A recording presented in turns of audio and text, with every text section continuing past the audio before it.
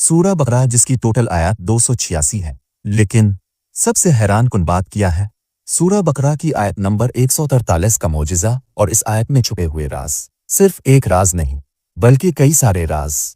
आयत नंबर 143 जो मैथमेटिकली सूरा बकरा के एग्जैक्ट मिड में आती है, और गेस वट, इसी आयत में अल्लाह ताला हमें उम्मतन वासतन यानी एक मिड नेशन कहते हैं। सूरा बकरा की आयत 143 में अल्लाह ताला फरमाते हैं, और इसी तरह हमने तुम्हें बेहतरीन उम्मत बनाया ताकि तुम लोगों पर गवाह बनो और ये रसूल तुम्हारे निगहबान और गवाह हों।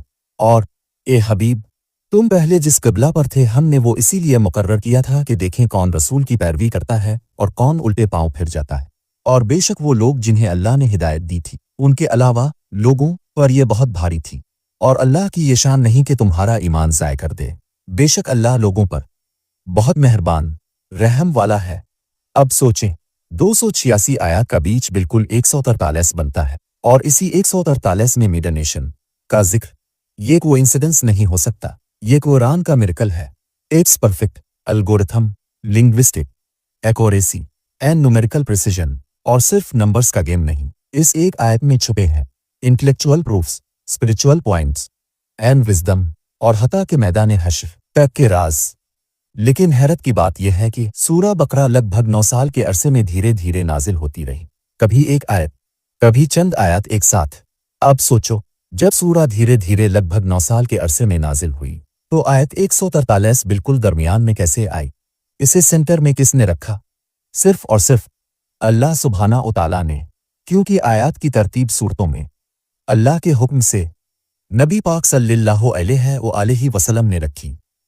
बेशक ये अल्लाह का कलाम है, न कोई इंसान ऐसी किताब ला सकता है, न दुनिया का कोई सुपर कंप्यूटर ऐसा एल्गोरिदम बना सकता है।